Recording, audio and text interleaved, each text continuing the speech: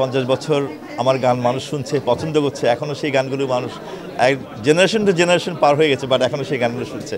এটা হচ্ছে বড় প্রাপ্তির কিছু নাই। মানুষের ভালোবাসা, মানুষের শ্রদ্ধা, মানুষের ভালো লাগা, এই জিনিসগুলো আসলে ভাষায় প্রকাশ করার মতো না, এবং আমার কাছে সবচেয়ে বড় প্রাপ্তি এটা। মানে কোনো পুরস্কারের আশায় কোনো কিছু আশা আমি কাম করিনি, বাট এত বড় পুরস্কার আমি পেয়েছি, এটা অ্যামেজিং। আসলে আল্লাহর কাছে হাজার শুকরিয়া, অনেক কৃতজ্ঞতা সবার কাছে। কল্পনা করিনি এরকম হতে পারে। আসলে এটা করার কোনো প্ল্যানই ছিল না। আমার 50 বছর পার হয়ে গেছে গত বছরই, বাট আমি করিনি। আমার ওয়াইফ খুব হঠাৎ করে বলে না এরকম কিছু করো, তখন আমি কিছু বলি না। অলরেডি সুমিশ নূর ইভেন্টের সাথে কথা হয়ে গেছে, ওরাই আসলে আমাকে প্রপোজ করেছে। আমি আসলে নিজে কিছু বলিনি, বাট ওনারা খুব ইচ্ছে করেছে। So wonderful, thanks to them. আসলে আমাদের দেশে খুবই ভালো ভালো কিছু ট্যালেন্টস আছে, যারা অনেক ক্রিয়েটিভ লোক আছে, তারা কিন্তু প্রপার সম্মান পায় না বা প্রপার জায়গা মতো তারা যেতে পারে না। সবচেয়ে বড় কথা হচ্ছে আমাদের পৃষ্ঠপোষকতা নাই। সরকারের পক্ষ থেকে বলেন, যে সাধারণ পক্ষ থেকে বলেন, এটা খুব অভাব। আপনি যখন একজন শিল্পী বাইরের দেশে কীরকম সম্মান পায়, আর আমাদের দেশে যারা শিল্পী আছে তারা একটা বয়সের পর দুস্থ শিল্পীর তকমা লাগাতে হয়।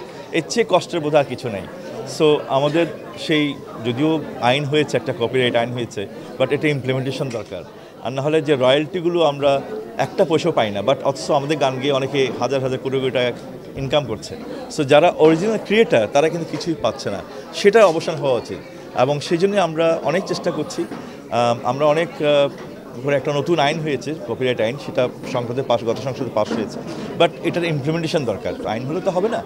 সো অনেক কিছু করার আছে আসলে। তো আপনারা সবাই দোয়া করবেন, সহযোগিতা করবেন, যেন মানুষের জন্য, শিল্পীদের জন্য কিছু করে যেতে পারি। ব্যক্তিগত মত যদি হয়, আমি আসলে একটু ক্রিটিক্যালি বলবো, জানি না অনেকে হয়তো অপছন্দ করবে আমার কথা। সেটা হচ্ছে এখনকার যে ট্রেন্ড আমি দেখছি, আমাদের সবাই খুব রাতারাতি স্টার হতে চায়, অনেক পয়সা কামাতে চায়, অনেক শো করে, কিন্তু তাদের যে মৌলিক গান নাই। কিন্তু সব অন্যদের গান গায়ে কিন্তু স্টেজে প্রোগ্রাম করে, অনেক টাকা আর্ন করছে, কিন্তু নিজেদের কোনো আইডেন্টিটি তৈরি হচ্ছে না। এটা কিন্তু ভুল। নিজেদের আইডেন্টিটি, যেমন আজকে আমরা যদি মনসুদে সেদিন না করতাম, আজকে এটা আমরা সোল স্টাবলিশ হতো না। আমরা যদি ভালো লাগে জ্যোৎস্না হতে না করতাম, আমরা রেনেসাঁ স্টাবলিশ হতো না। মৌলিক গান দরকার।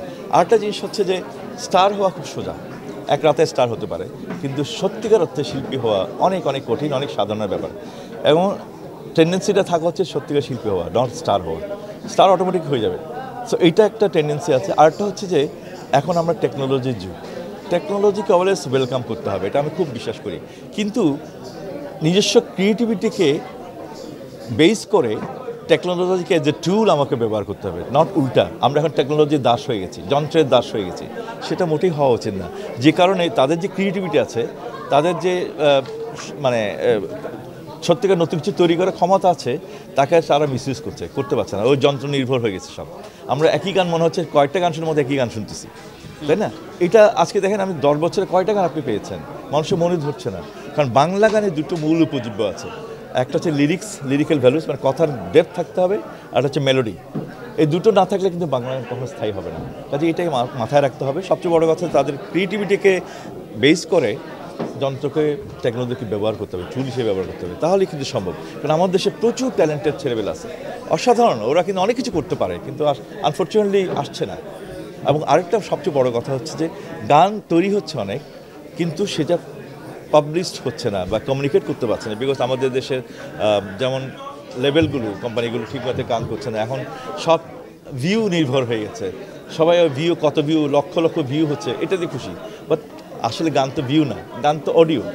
সো অডিওটাকে বাদ দিয়ে ভিউ চিন্তা করলে হবে না। কাজে যারা গান প্রকাশ করে, যেসব কোম্পানিগুলো, তাদের উচিত আসলে সত্যিকার অর্থে ভালো গান প্রমোট করা। বা পৃষ্ঠপোষকতা খুবই দরকার, এবং সরকারি পৃষ্ঠপোষকতা দরকার। শুধু সরকার করলে হবে না, আমাদের অনেক অনেক প্রতিষ্ঠান আছে যারা করতে পারে এদেরই, কিন্তু সেই পৃষ্ঠপোষকতা নাই।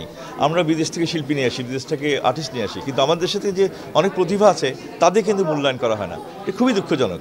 হ্যাঁ, এটা এখানে আমার মনে হয় এখানে অনেকের দায়িত্ব আছে যে তাদেরকে প্রমোট করা, তাদেরকে মানে এস্টাবলিশ করার জন্য করা, প্যাট্রোনাইজেশনটা খুব দরকার।